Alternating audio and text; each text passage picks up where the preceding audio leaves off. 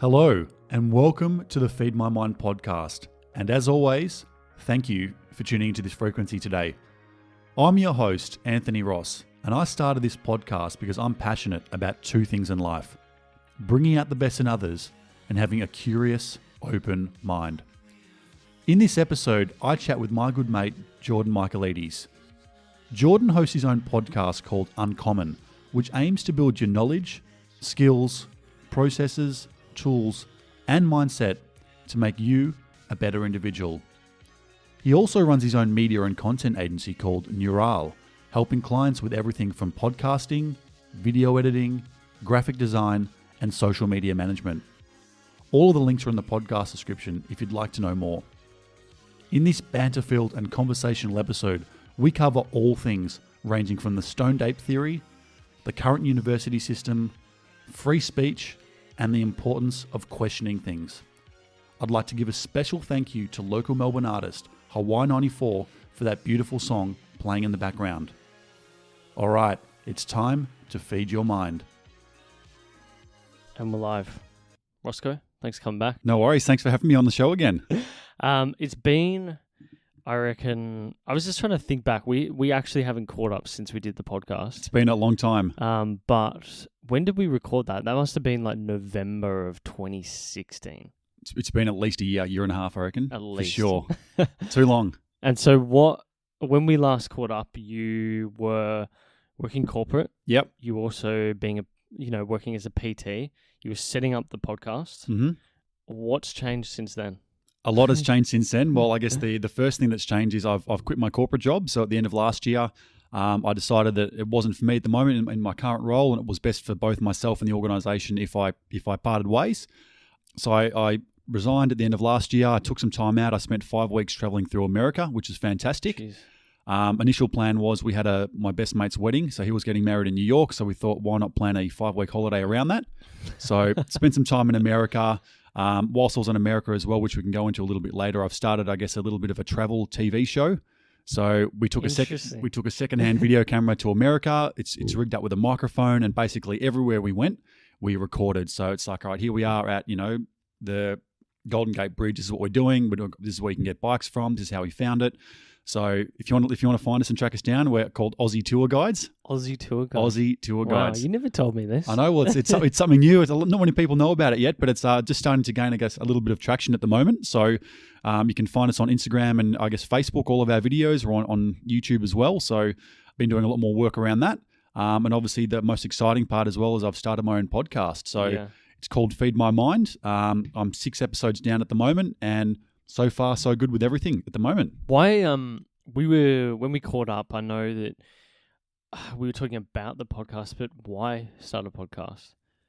I guess, great question. I guess for a number of reasons. I think obviously you gave me the inspiration to get off my ass and actually go and start up my own podcast. So that was, thank you for that. And I guess I'm a very big consumer of podcasts myself. I listen to a lot of podcasts, I guess especially when I was corporate, to and from work every day. So that's almost 2 hours of podcast a day. I'd always have it on in the background, and I'm like, you know what? I love learning personally myself. I'm a very curious type of guy. I'm always watching documentaries. I'm always reading. So I thought, how can I share my knowledge and experience with the world? And I thought, what better way than through a podcasting platform? I love talking. I love asking people questions. So I thought it was the great opportunity for me to start something and share my knowledge and gain the knowledge of others. Yeah, I mean, when I first started doing it, I think you probably saw the same thing, right? Like, I mean, I would write blog posts and you would get 200 people that would read it. Whereas with a podcast, you can have easily 1,000 people listen to an episode. But also, you're extroverted, I'm extroverted. It sort of works, or at least I feel like I'm ambiverted. It works better. I'm better able to, express myself a bit. So.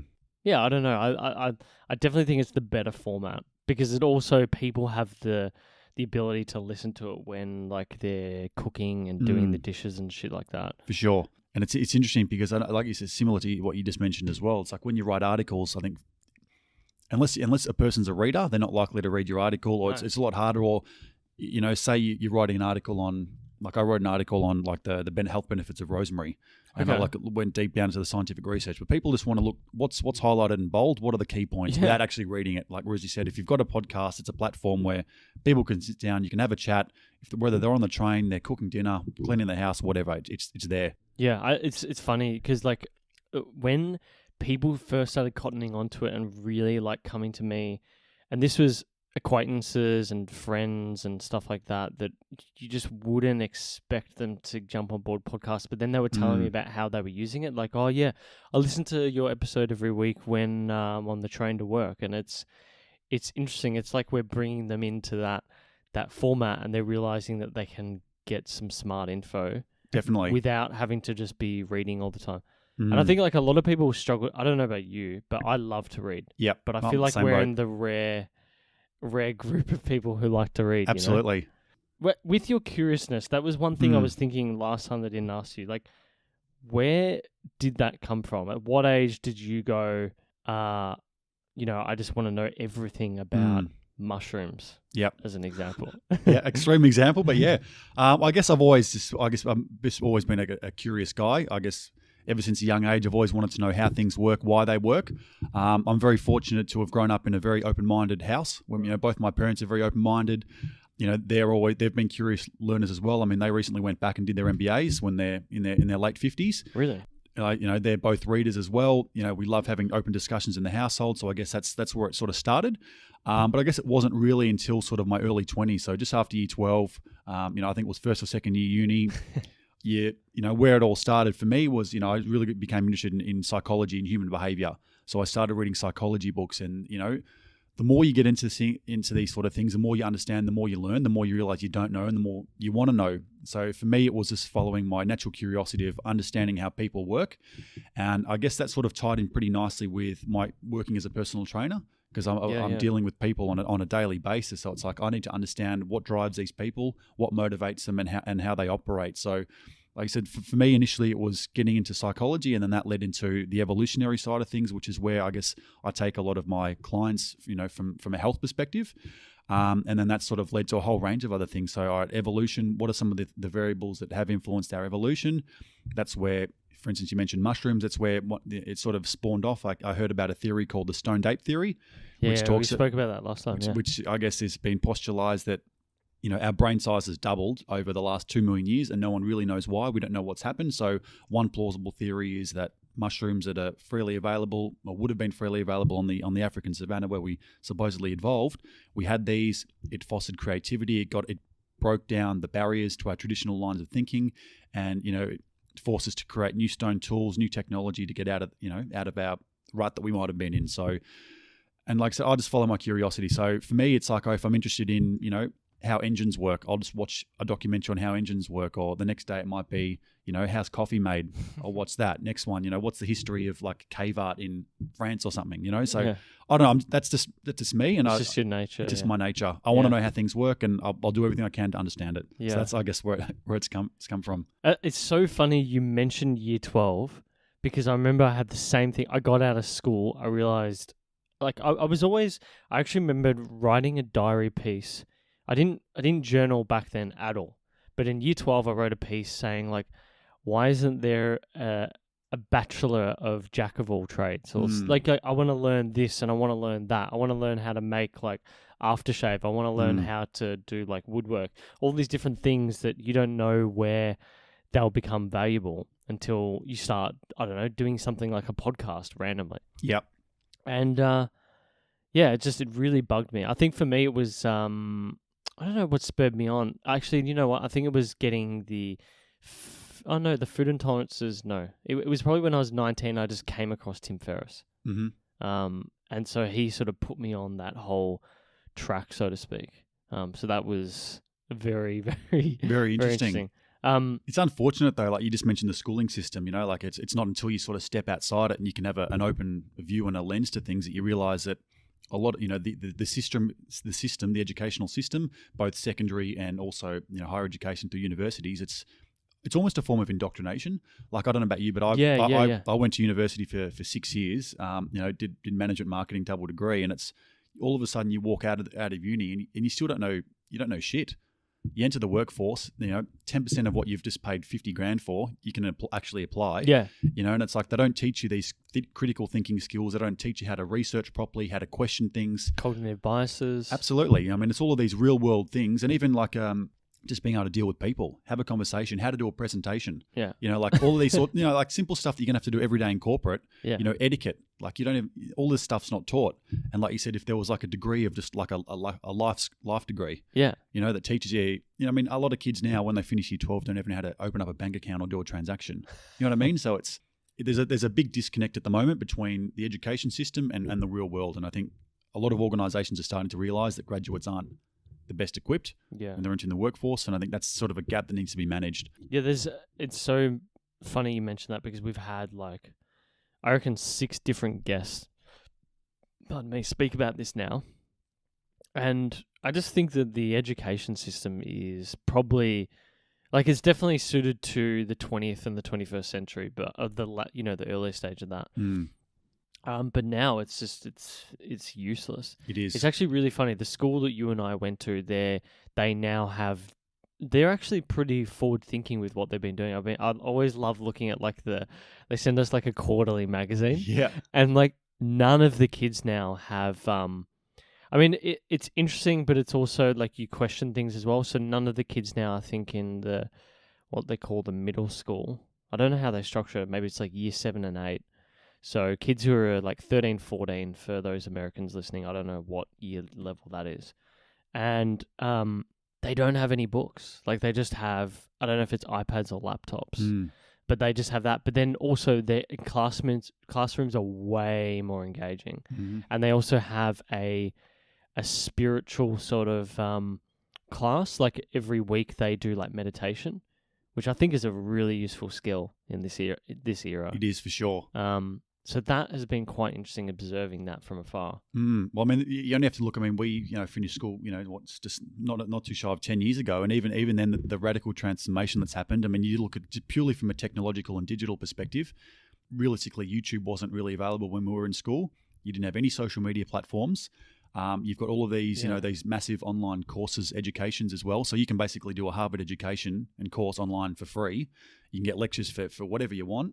And like you said, it's interesting how the schools are starting to incorporate this, because like we didn't ever have iPads either. And even like a lot of clients that I train with my personal training, they've got young kids who are in primary school, and even as young as grade 3, they're doing all of their work on an iPad.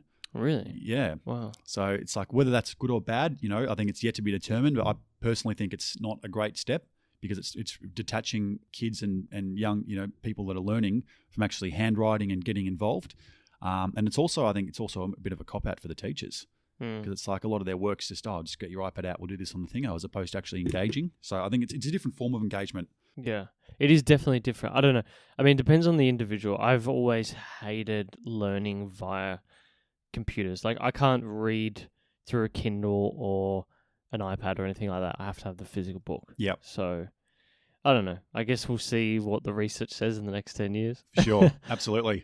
Going back to your parents, you spoke about them. They've both completed MBAs, at the age of 50, did you say? In their mid to late 50s. They went 50s. Back and did their MBAs. Jeez.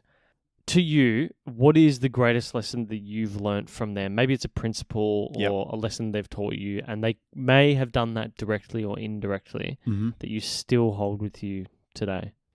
Probably a couple of things. I'd first of all say my open-mindedness. Like I said, they're very open-minded. They will discuss a range of topics. Right. Like I said, they value education. They value learning. They're constant learners. They read a lot. But I guess each parent's got something different to offer. I think for me, it's like I think I probably get a lot of the book sort of side of things from mum, and then from dad, he loves to have a joke. He laughs, and he doesn't take life too seriously.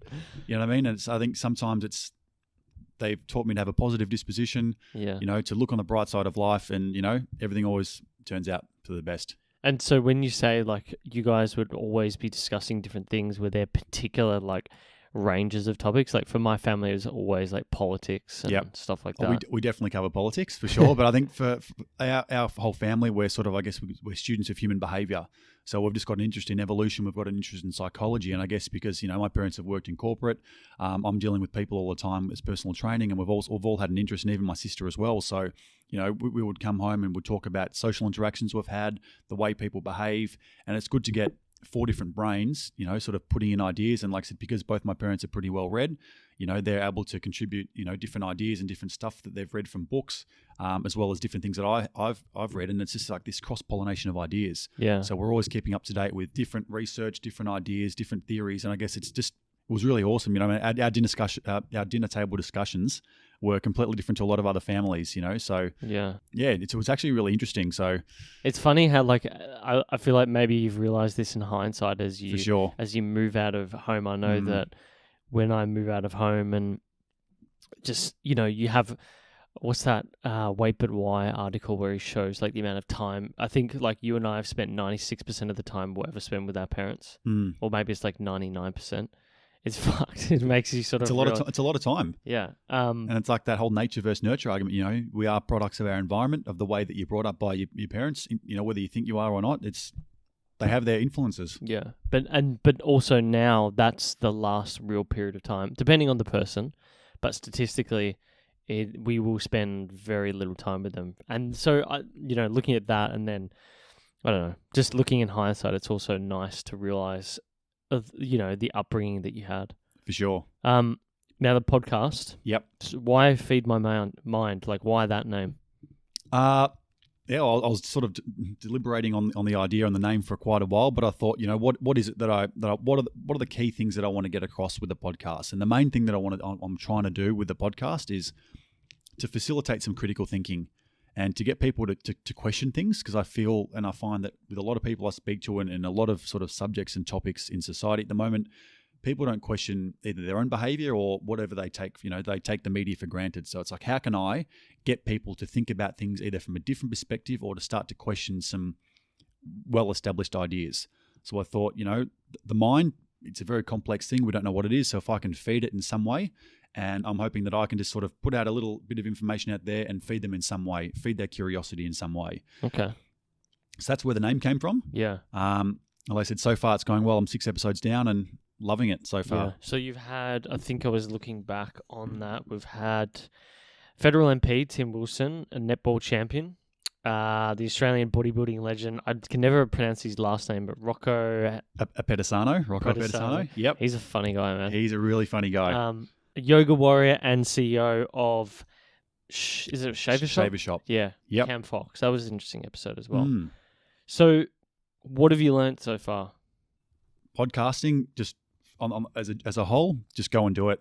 Like a lot of people ask me, how do you go and get started? I said, you know what? You can realistically buy a USB microphone from JB Hi-Fi for $50 and get started. Yeah. So like people that want to do it, you can get started at the basic level. Just do it. What I have found to be the most challenging at the moment is just how much time it takes. For me, with the guests that I get on the show, I want to make sure that I'm getting the absolute best out of them. So for me, I'm probably spending anywhere from 10 to 15 hours researching the person, the background, the industry, so that I can ask the right questions to get the best out of the person. So like I said, there's probably 10 to 15 hours of research prior to that. Then there's obviously the hour to an hour and a half of recording. And then I guess it's the post-production stuff that surprised me the most. I want to make sure that I'm producing a tip-top quality podcast, especially from an audio perspective. So, post-production might take me 5-6 hours just to edit and, make a 1 hour podcast sound great. And then I guess it's all of the social media stuff is what surprised me as well about how long that takes. Yeah. To get the graphics right for each episode, to upload it to your websites, all the different platforms. It takes time. And that's what's shocked me the most. Yeah, and so it's interesting you mentioned that, or fascinating that you mentioned that, because see, most people would start a podcast and their promotion is sort of, blasé, the production is blasé, and I think what eventually happens is they don't continue doing it.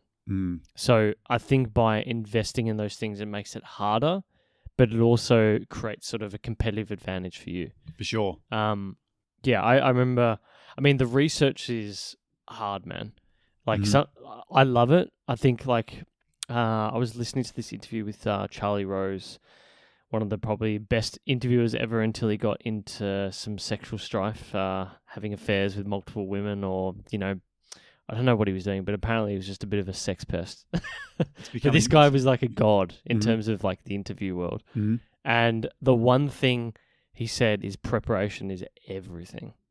Now, like that's easy for him to say because he's got a production company behind him. Yeah. But I think I took that on board, and it makes the conversation flow better. For sure. Like you don't go in there sitting down and you're like freaking out, like, fuck, what am I going to ask?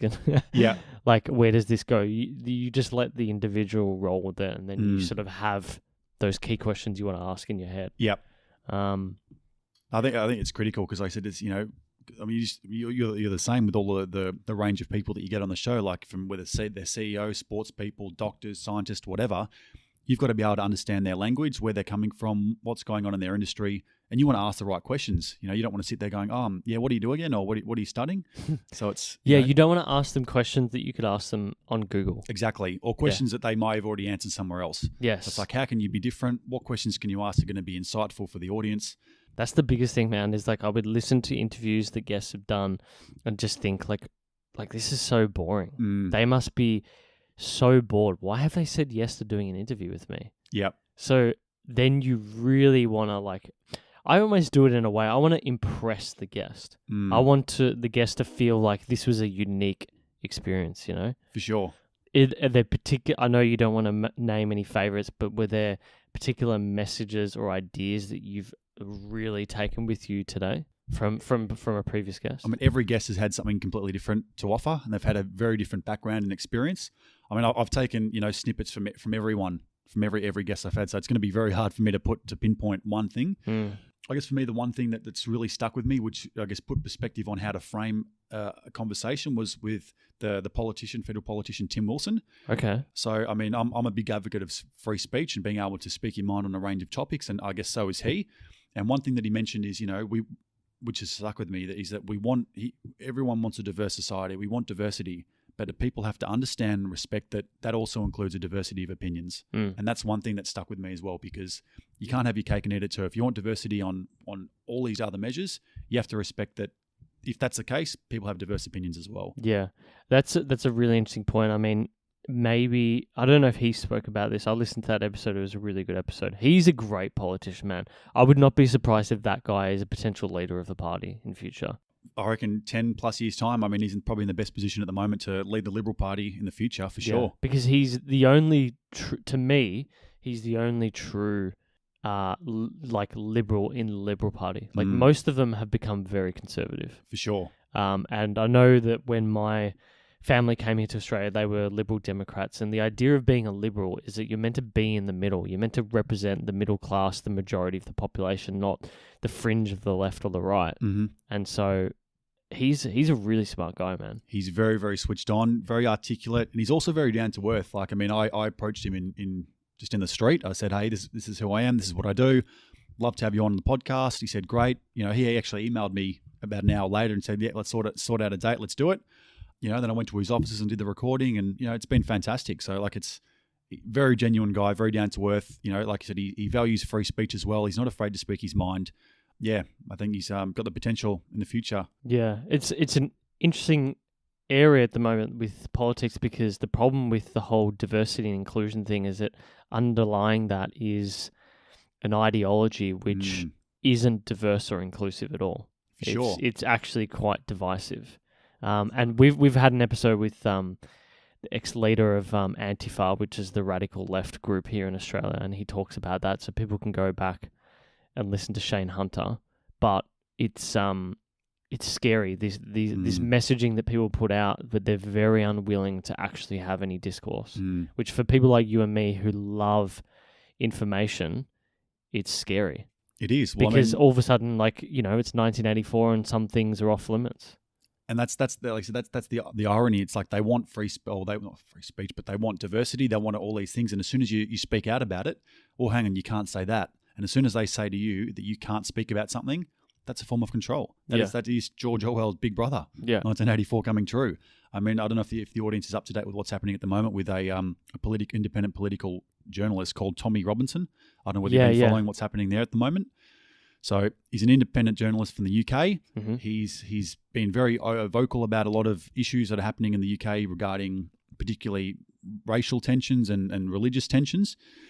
He's openly spoken about, certain groups in society that can be attributed to an increase in crime statistics and a lot of other sort of things happening. Just to give context to that, so he's actively against Muslim groups in Luton because he grew up in that area, and he actually formed what is it called, the English Defence League. But he ended up leaving the group completely because a liberal Muslim, I don't know what you call him, he's not a preacher, but Majid Nawaz, he's probably one of the best Muslim thinkers in the West, a really smart guy, former Islamist, ideologue, possible terrorist who came back to the rational centre, right?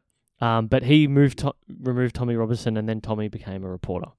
So that, just to give people all that context as well. Yep.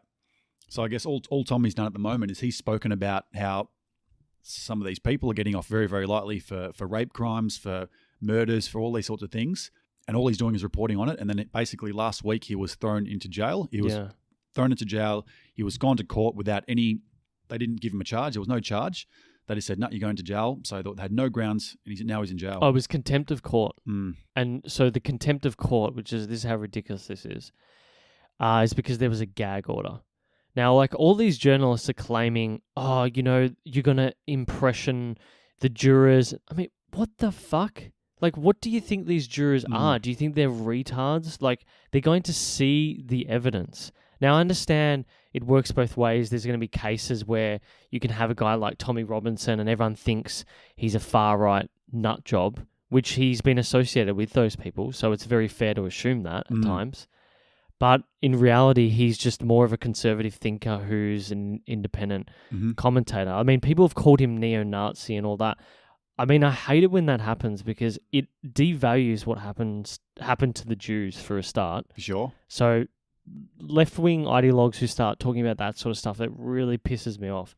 At what point, though, I mean, with the way that all the society's going with, I should say, lack of free speech and the social justice warriors, at what point can you start to talk about, even here in Melbourne, it's very all around the world. Oh, for sure. A lot of statistics now can be attributed to certain populations and to certain ethnic groups in society. So at what point can you openly talk about the statistics about one thing without being labelled racist? Because at the moment, if you mention anything to do with those increasing crime statistics attributed to a certain group, you're labelled a racist immediately. Yeah. Even though you're not talking about racism, which is not an issue, you're talking about the facts and the solid data that's there. But unfortunately, we live in a society at the moment where if you highlight those statistics, you're labelled a racist. Yeah, it's incredibly frustrating. I mean, Stephen Fry had a brilliant debate. He was with Jordan Peterson. I don't think he agrees with Jordan Peterson on a lot of issues, but he actually said the state we're in, the first thing he said, which was hilarious, is how's social justice going for you in America? You've got Donald Trump. How's that going for you? And the second point he made was it doesn't work because you're restricting people's ideas, and when you do that, you polarize them more. And he believes wholeheartedly that where we're at right now is not a reflection or the empowerment of the right, but actually a failure of the left. Mm-hmm. And he was saying, as a left-leaning liberal, that we need to do better to help people who, disagree with you on a certain point and talk more. I mean, I bring it up every time. 40% or 50% of the people who voted for Obama voted for Donald Trump in the Midwest of America. That points out that they're not racist. Mm-hmm. They're not voting on the color of someone's skin. They're voting on ideas that piss them off. Mm. And there's a whole bunch of reasons why, you can make many claims that a lot of these issues stem from the GFC and financial outcomes that have resulted from that. Mm-hmm. I think, to me, that seems the most logical issue as to why we're in this political state, and no real politician has dealt with that.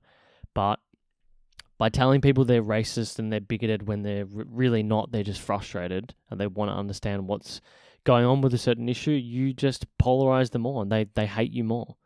I mean, think about our parents' generation. They all live in the Bayside suburbs. The recent thing here in Australia is... in Melbourne is houses being burgled by African gangs. And, they've been inadvertently targeted from it because they're in wealthy suburbs. And so they think they're being targeted. And so they believe it's a big issue. And they get, they get their voice and they start talking about it. And then all of a sudden they're told they're racist. Well, I don't know what you're meant to do when you're being held at knife point with a machete. And it's also happening around the corner. Yep. And you're starting to think about having a gun in your home in Australia. Like, you're a racist? What the? I don't get it. And that's where we need to have we need as a society to have these open discussions without being labelled or without being taken down for being racist. It's like, well, it's not a race issue, right? It's safety. It's a community thing. It's a social issue that we all need to work on together. For sure. Yeah, It's actually quite frustrating, and I mean to show the support for Tommy Robinson, the independent journalist who was locked up in the UK. I mean there were riots, there were demonstrations and protests all outside Downing Street in the UK. Tens of thousands of people turned out. Even in Melbourne and Sydney here in Australia, there were demonstrations of people in the city showing their support for him. Interesting. All across major European cities as well. He was there. There was support again, saying hashtag free Tommy, because I mean at the end of the day, all he's doing is being transparent about information.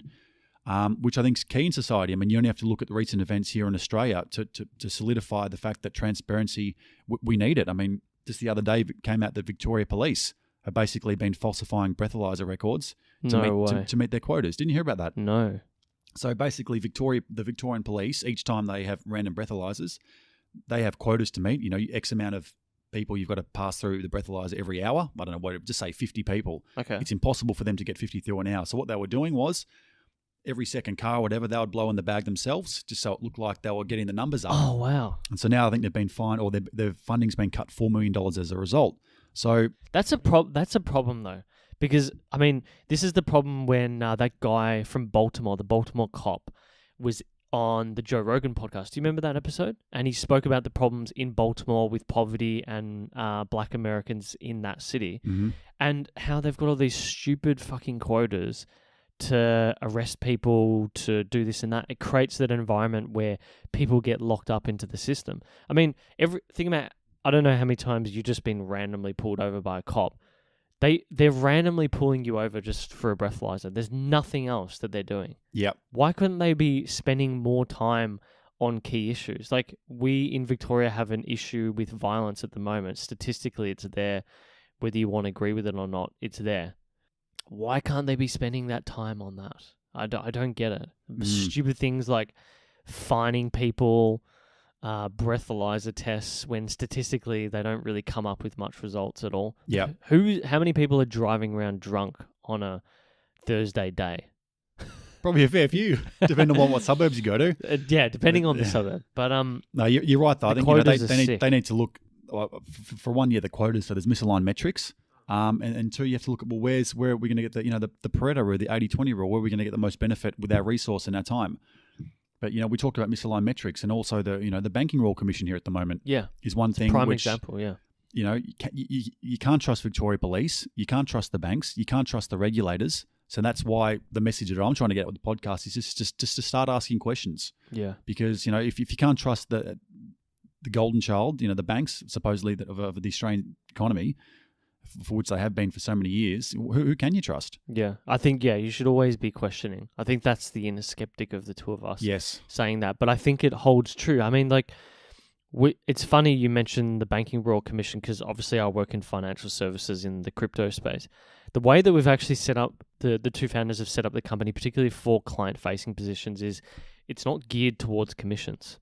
So they pay you a salary, but they hardly incentivize shoving things down people's throats, which, you can take that to many industries. Like, we were talking before about all my health issues and how I've recently been seeing like an integrative GP. So he's a GP, but he takes a more holistic approach. And he was audited because he has 60-minute first-time appointments with each patient to understand every single element of them. And he was audited by Medicare, because Medicare wants you to have 5-minute appointments and get people in and out. So I think people should... system, isn't it? It's sick. I mean, I've got friends who work in the healthcare system, and they were they were just rolling their eyes at that and just saying like this system just doesn't work. I mean, you've always got to be questioning things. You can't take. I mean, I've been with a gastroenterologist for 18 months and it didn't work. You have to always be questioning what's going on. If I hadn't looked into things further, I would not have, gotten to the outcome where I have a GP now who's been actually able to fix me up, essentially. So I think that underlines all the things we've just said and being able to question ideas. And it's just not taking what you see as gospel from the media or from, Today Tonight or Channel 7 News or whatever you watch, or the newspapers. There's always an agenda behind things, and that's why, like I said, just do your own research with a lot of things, and that's the message that I'm trying to get out. Yeah. Ask questions. Okay, what's the reason why this article? What's who's writing it? What are the interests involved? Who's going to gain? Who's going to lose from this article? And what are some of the facts? And I think that's why it's important to look at both sides. Look at the independent side. Look at the other side, and make up your own mind. Yeah. Look left, right, in the middle. Under a mat. Unfortunately, a lot of people, they're too scared to look, they're not willing to look, or they're too busy and distracted. Yeah. They care too much about what the latest footy scores are, how big Kim Kardashian's ass is. You know what I mean? Like what's happening on The Bachelor or whatever. So it's like, yeah, I think it's by design, but that's a whole other thing we can talk about another time. Getting into just going back to the SIBO thing. I mean, since we last spoke, I think when we spoke, I listened to the episode. I was getting my gut bacteria DNA mapped. Yeah. And the gastroenterologist. So I saw the gastroenterologist, and he was basically saying, "Yep, you're a true case of IBS, food intolerances like fructose and lactose and all that." And so for that 12 months, so from Jan to December, I did 2 different things. So they wanted to rebalance my bacteria in the large intestine, and so they initially gave me antibiotics and then probiotics over an 8-week period, and that worked out really well, like the best I've ever been in my life. And then all of a sudden it just went to shit. Like I was like, no pun intended, but yeah. It went really bad. I was really sick. And then they did antibiotics again, and then we did the FMT where you do your bacteria transplant, and again, it just went to crap. And it was like at the point, I was having reactions to cats. I'd had a cat all my life. I had dogs I'd never had reactions to animals before. It was like full on sort of pseudo allergic reactions, like blocked nose, sore glands, phlegm, reflux all the time, all this sort of terrible stuff. And basically spent from September to February of that year going through that whole process again and again, and nothing worked, till the point that they said, I just kept questioning on everything. Like I said, do I have SIBO? I don't know. Let's go do the test. Do I have this? Do I have that? And I said to him, I think actually this is the problem. And so they eventually sent me to the dietitian. The dietitian went through the whole testing of food with me to see if feeding the bacteria was the problem. And then he was basically like, again, he's one of those guys that really questions things, and said, you know what?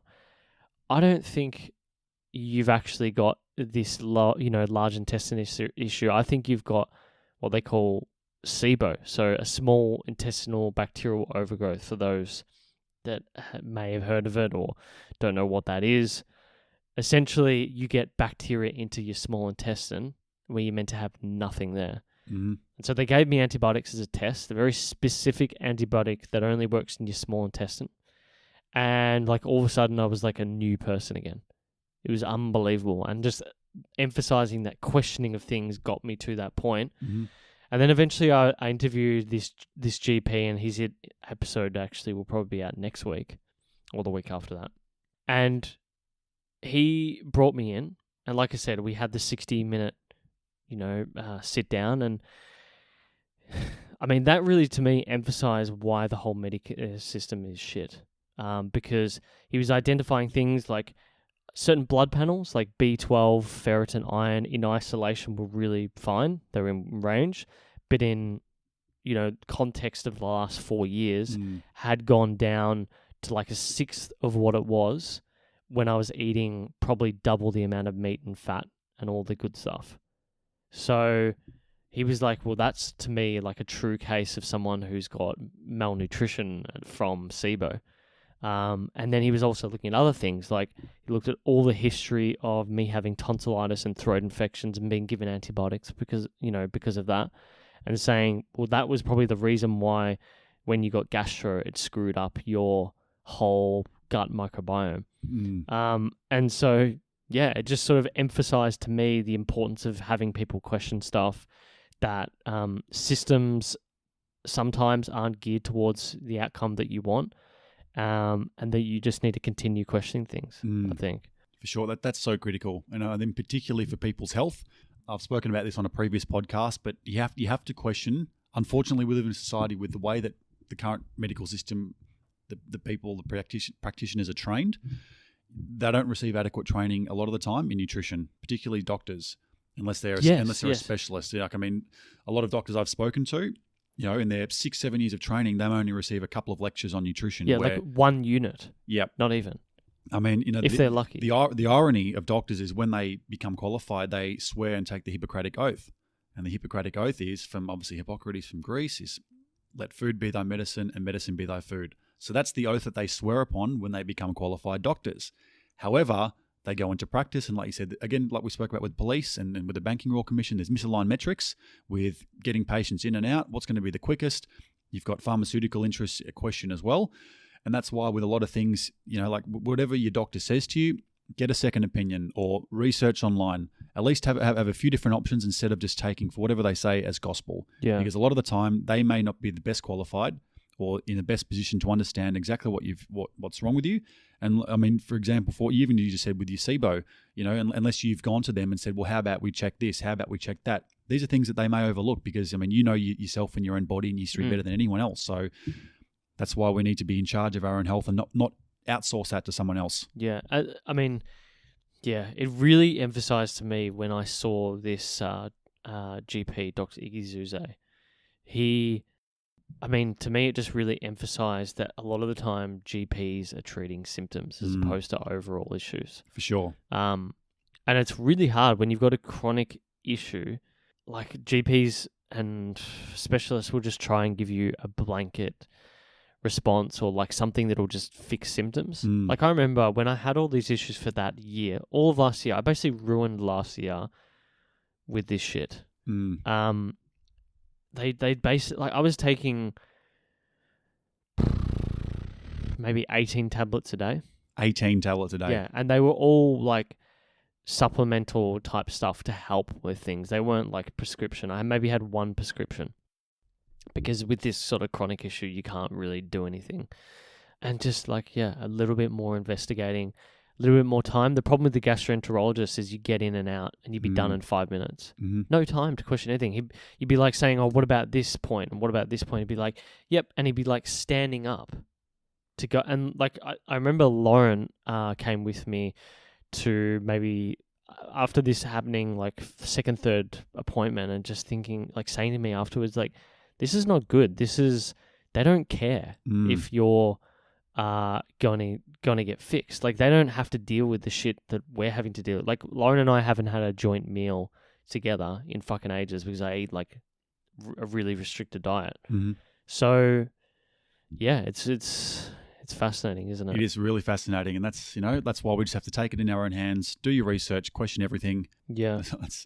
Are there any other particular events recently that have really been bugging you that you've gone down the rabbit hole we spoke about before? Tommy Robinson, this general sort of theme of free speech and political correctness really coming to a head at the moment. Is there any other particular events that like have really been bugging you? No, I think probably the free speech one at the moment is probably the most the key. Probably the most important. It's just, I think we need to live in a society where there's transparency, as we've seen with, like I said, the Royal Commission with the banks. They cannot be trusted, and we can't. And obviously, we've also seen that the regulators can't be trusted, and that gives even more credit to what we're saying to question things. Because if we can't trust the banks and we can't trust the regulators, and now we can't even trust the police to do their job properly, so who can we trust? I know it sounds negative, but we do have to start to question things, and we need a society where we can openly speak about things. And I mean, Julian Assange is another perfect example where, whether you think he's a hero or a demon, it's up to your interpretation. But he's obviously trying to make available information, publicly available information that the taxpayers pay for, to be transparent about this is the activities, some of the activities that they're going on, and you guys need to be aware of it. You know what I mean? And like I said, the big thing for me in society is that really annoys me is people's lack of understanding and lack of depth in anything that you ask them, you know, and that's due to their lack of questioning. Yeah. So it's not a bad thing. Like I said, I think it's just people are busy. People are too busy watching their shows to care or to question things. But it's just having that inquisitive mind and understanding things. Yeah. I mean, I've just got a random thought just then with your podcast. I've noticed you've been sharing a lot of like mind games. Like you look at this drawing and it looks like a woman with boobs, but then it also looks like two stick figures. Well, like I said, it's optical illusions, you know, and I think that they're fascinating tools, particularly from a visual perspective, that gives people an idea that everything that we can see, it's not as we see. I mean, our eyes, for instance, will see what they want to see, and it breaks down bits of information, and then it re-encodes them according to our filter of the world. And particularly the interesting thing about optical illusions is we each see them differently. You know, like you said, for that example, you know, whether they see the female of a naked woman with breasts, or whether they see two figures dancing, that's subject to our interpretation. So I mean, two people can interpret the exact same thing completely differently. So I'm just sort of trying to highlight that not everything is as it seems. We all have different interpretations. We all have different spins on things. And like I said, they're optical illusions. And one of the things that I recently learned, which I'm fascinated by, is we have a conical receptor on our eye, which gives us the ability to perceive a rainbow. Okay. There are certain animals in the world that don't have this receptor, therefore not giving them the ability to see the rainbow. So that raises obviously the philosophical question, does the rainbow exist? So to us, with this receptor, the rainbow exists. But to another animal who doesn't have this receptor, they can't see the rainbow. So to them, it doesn't exist. And I mean, for us as humans, if you look at all of the visible light spectrum, you know, you've got what we can see, then you've got infrared, you've got X-rays, and all of this other stuff. UV and whatnot. UV, there's all of these different spectrums of light. Our eyes and what we can see is only 0.1% of everything that's out there, of all matter that exists. So we think we know everything. We think we can see everything. We can't see shit. You know, we're so small and insignificant with what we can and can't see. And at least I'm trying to highlight with some of these, you know, some of the posts that I'm doing and with some of the optical illusions is that not everything's as it seems. We are all so different, and particularly we spoke about free speech. We are going to interpret situations completely differently, and we need a society that's open and willing to accept these different ideas. And I thought that if I use some optical illusions, it's a perfect way to, I guess, solidify and capture that from that perspective, because especially like on Instagram, it's a very visual platform. So what visual media can I use to get that message across? And so it's at Feed My Mind, right? Yep, Feed My Mind. Yeah, it's I like it. It's really good. I think there's some really fascinating ones there as well. I, like on your point about the different types of light. I mean, Neil deGrasse Tyson spoke about the fact that some birds or some sort of animal can see UV light and we can't, which raises the question of what is real or not. The sort of, you know, if the tree falls and there's no one there, does it make a sound? And and so there's things that, and his point is like, you know, it needs to be objectively measured through science, but that doesn't mean that things can't be interpreted by people in a certain way. So that was a really interesting point. I think that was part of what was that series that Carl Sagan did that he Cosmos? The Cosmos. Yeah, that was really interesting. And on stargazing, he's mentioned it as well. Stargazing or star? What's his podcast called? I'm not too sure. Jeez, I blanked on that one. Star Talk Radio. It's the same with anything in science at the moment. You know what I mean? Like everything's got to be put into question. And then there was a recent study that was done from the scientific community, which looked and they found that basically more than 50%. So I'll say this: more than 50% of every scientific study that's ever been done, the results can't be replicated. Yeah, and also that almost 80% of scientific studies aren't referenced by other studies in the future. They're either not referenced, or a lot of them they're being paid for by corporate interests to get a certain outcome. I mean, the perfect example is a study that was done, I think, in 1956 by a US doctor called Ansel Keys. Yes, this is the sugar one, and right? This is the sugar one, and this is what led to the development of the USDA food pyramid in America. the study was done. It was paid for by, I think, the sugar industry to try and find out that there was a correlation between fat and heart disease. Heart disease. So he basically got all of this data. He basically scrubbed out the data that didn't fit the consensus that he wanted to have. So then he built up a model and said, look at these data points confirm that fat's bad for you, sugar's not bad. So all of a sudden, that's when carbohydrates got introduced at the bottom of the food pyramid. That's when people started eating more. They started putting more sugar in foods. And obviously since that day, you can only see, you don't have to be a rocket scientist to look at the obesity rates in America, to look at heart disease and all those sorts of things. So that's an example of where a whole society and culture has been changed on science, which has been fudged. Yeah. So again, with the message that we've been trying to talk about is just to question everything. Well, if more than 50% of all studies that have ever been done, results can't be replicated, that puts into a question a lot of things that we now take for granted and a lot of knowledge. So that's why it's so important, particularly now, to question things. Yeah. And with the Ansel Keys one, that is a fascinating story. Like I'm sure there's a documentary on Netflix about that. 3-part series, brilliant. It's called The Men Who Made Us Fat. Yes, that's it. And like he did some interesting things. Like he would travel around the world doing these studies, but he would only pick certain towns and certain places, like particularly in Europe. Well, it's confirmation bias. He went to places where he knew exactly what were going to fit the story that he's trying to tell. I mean, while we're on the topic of health, another one that I could just reel off the top of my head is, people normally associate milk and all dairy products with good bone health from calcium perspective. And obviously all those dairy products are going to prevent us from getting osteoarthritis and osteoporosis. Well, again, coincidentally, against conventional wisdom, you don't get much calcium from it. Not only do you not get much calcium from dairy, but it's also countries in the world. And this is like globally studied with thousands of reference points, independently done. It showed that the countries that have got the highest consumption of dairy have also got the highest incidences of osteoporosis. And countries that consume the lowest amounts of dairy have got the lowest amounts of osteoporosis. That's interesting. And again, the same with saturated fats. Countries that consume the highest amount of saturated fats and the highest amounts of cholesterol also have the lowest incidences of heart disease.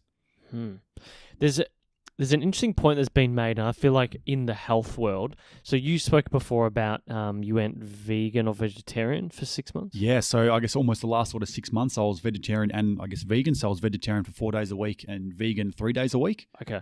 Yeah, so this is where I've been reading a lot in this area at the moment because there's this whole vegan versus keto camps. And, I use this analogy for the blockchain world when I'm talking on crypto podcasts and stuff like that because they're both diametrically opposed to each other, but they still want to get there. Yeah, we probably need to wrap this up. So yeah, that's right. They both want to get to the same point.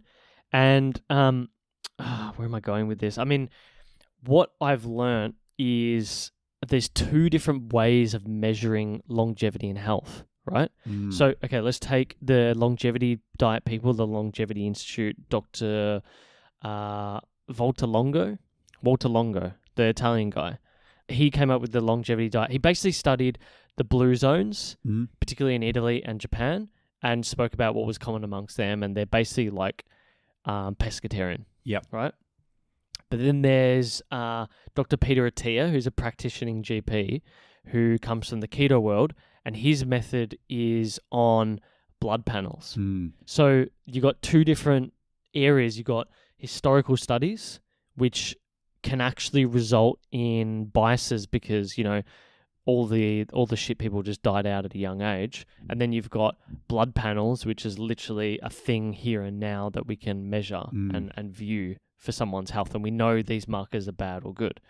So it's a very interesting area at the moment because you've got 2 people that are going for the same thing and are very popular in this area. And they're sort of going about it in different ways, Well, particularly, I guess, the vegetarian and the vegan movement at the moment. I mean, Australia at the moment, they Google veganism and vegetarianism more than any other nationality in the world. Really? Yeah. And it's growing at a rapid rate here in Australia. So I think we're the third fastest growing market for vegetarian and veganism products in the world, like per capita. So it is a growing trend. And, I think that was something that I was sort of wanting to try just to see how my body responds. And working in the health and fitness industry, I'm always willing to try new things just to see how my body responds. So I gave it a crack for 6 months. You know what I mean? I felt great for the first few months. The last few months didn't feel so great. Started eating meat again, and I've never felt better. Yeah. And again, just with the questioning things, I know a lot of people have probably seen that What the Health documentary and Cowspiracy. There's a lot of elements of truth in that, but there's also a lot of elements of false science. And again, there's a lot of points have been credited, a lot of points have been discredited. So there's two things that I've learned from the vegan vegetarian movement. One, you don't need as much protein as you think you do. Correct. I mean, and that aligns with the keto movement, who believe that you should have more fat.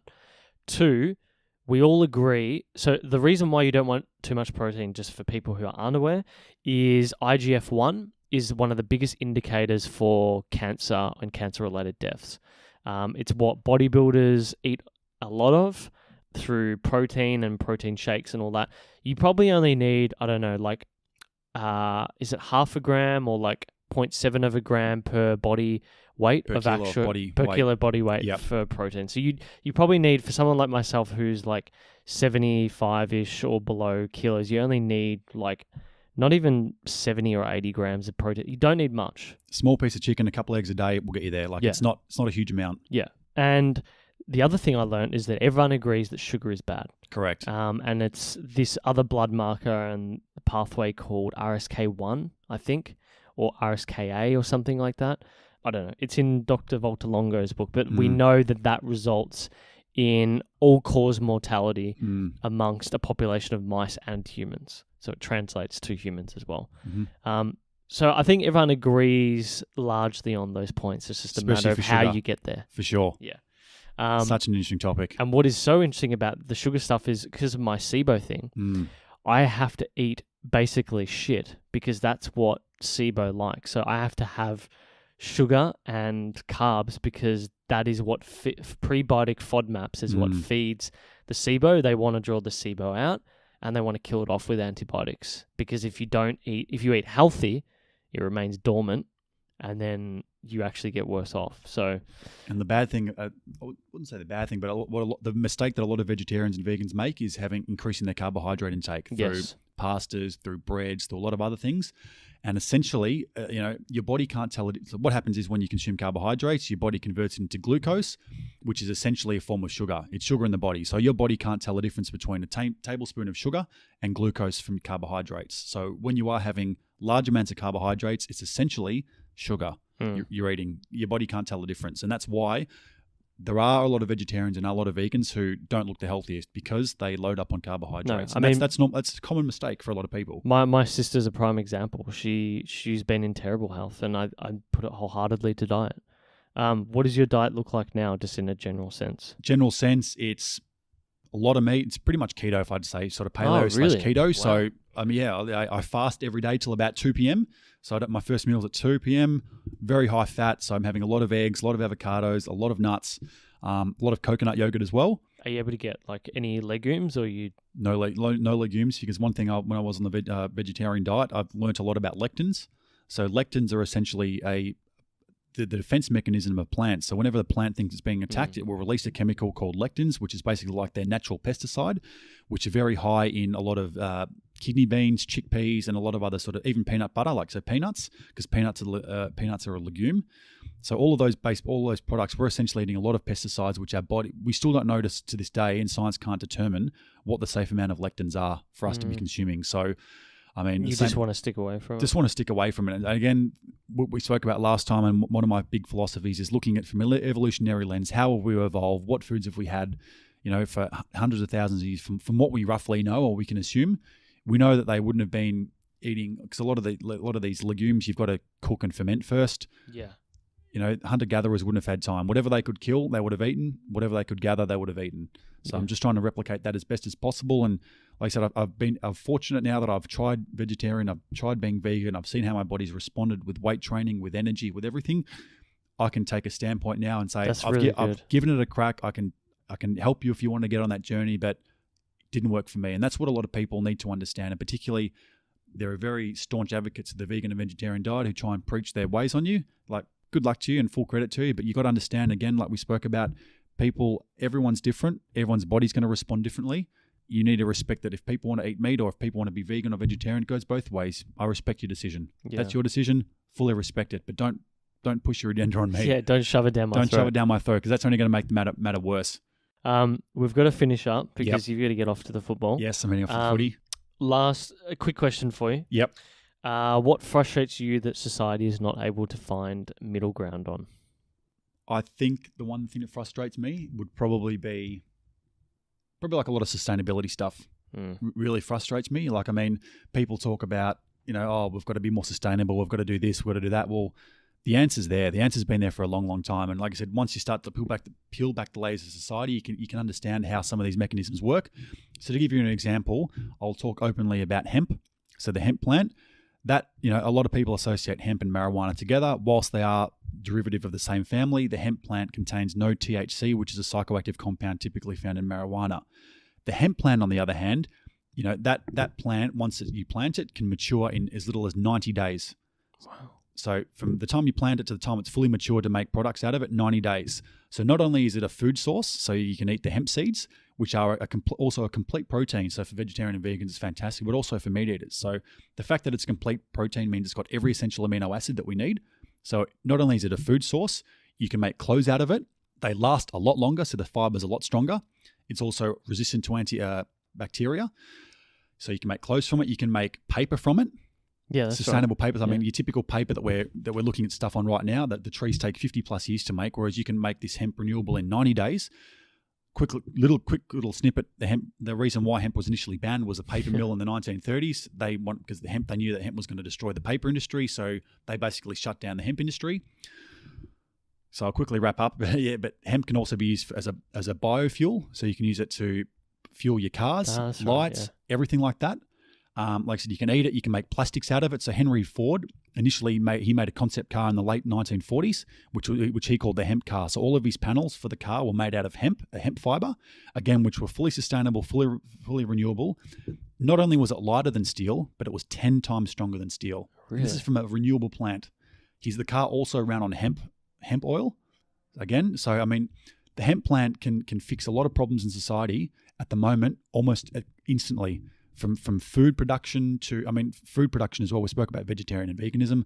About one of the most concerning issues at the moment for the environment and sustainability is the damage of the Amazon rainforest. That is being cut down at an alarming rate, and the majority of what's being planted in replacement for the trees that are taken down are soy crops.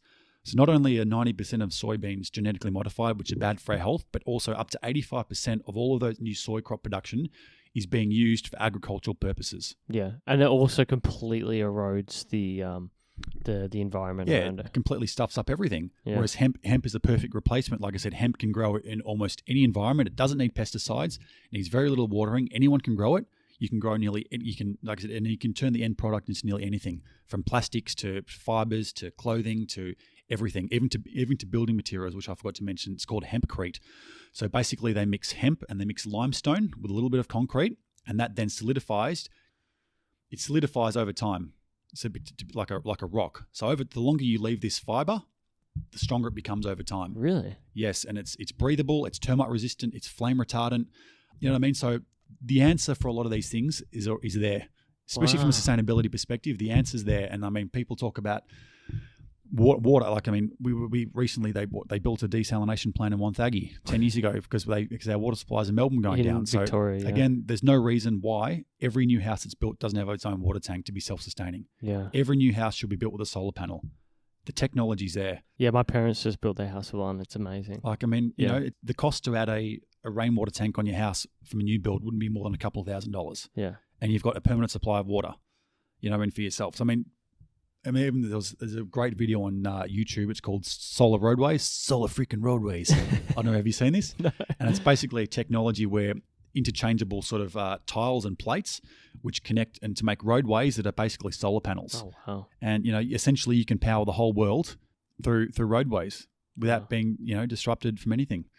Jeez. So, I mean, it just frustrates me that a lot of people talk about sustainability and want to do this. And I think the best way to do it is to make an individual choice. You can choose to buy hemp clothing. You can choose to make things. And I think slowly but surely, things are changing. Like, to give you an example, the hemp foods in Australia, they recently changed the legislation in November last year, where previously all hemp foods in Australia had to be labelled as not fit for human consumption for some God-known reason. Thankfully, that's changed. So in November last year, they were able to legally remove the not safe for human consumption off the labels. So now it is fit for human consumption. What in the fuck? So now you're actually starting to see a lot more hemp products in supermarkets. Like I actually went to Safeway the other day, so Woolworths, and they have hemp seeds. They had hemp protein. Yeah, I've got seeds and protein. It's great. So I mean, it's becoming a lot more prevalent in society, which I think is fantastic. And I think it'd be awesome if we could start to see more hemp-based products, because I think the more attention it gets, the more traction that gets. I think it's going to change the world. Like for instance, like I spoke about, I went to America last year for 5 weeks. One of the t-shirts I wore there was a hemp t-shirt. It's 55% hemp, 45% bamboo, so fully sustainable, fully renewable. Jeez. It's very, very soft. I wore that, I reckon, I didn't wash it for 5 weeks, and I didn't wash it for 5 weeks, and it was hot in America. It was like, it was warm. Didn't wash the shirt for 5 weeks, and I would have wore it at least 20 days out of 35, 40 days. Sweat in it and did everything, and again, because it's antimicrobial, doesn't smell. Wow. Dude, that's fascinating. So, like I said, technology's there, sustainable options are there. Unfortunately, it's being blocked by certain interest groups, and so that's the one thing with society which frustrates me. That was like a long 10-minute rant, but I think we've got to finish up. We're going to finish up. But just quickly, where Feed My Mind is on iTunes, Stitcher, etc. iTunes, Stitcher, it's on Spotify, it's on YouTube. I mean, you can find it anywhere. So best place is to start is either feedmymind.com.au, or if you're on your iTunes app or whatever your preferred podcast platform, or like I said, even Spotify, just search Feed My Mind. It's there. So I've got a really interesting guest coming up. Hopefully I can feed your mind and make you think about things a little bit differently. So awesome. That's what I'm here to do. So awesome. Thanks for joining us again. No worries. Mate. Thanks for having me on the show again. I appreciate it. Cool. Cheers. Awesome. Thanks, mate. Thank you for taking the time to listen to this episode. I hope you got as much out of it as I did, and there might be a few pearls of wisdom in there which are really going to resonate with you. If you enjoyed this podcast, please subscribe on your app and share to as many friends as possible who you think may be able to benefit from it. I'm always looking for ways to improve this podcast and make it a better experience for you. I'd be extremely grateful if you write a review on your app and share your thoughts with me. If you like the podcast and want to know more information, you can head to our website at feedmymind.com.au or follow us on social media. We're on Facebook at feedmymindau, Instagram at feedmymind, or on Twitter at feedmymind_. Thank you, and stay curious.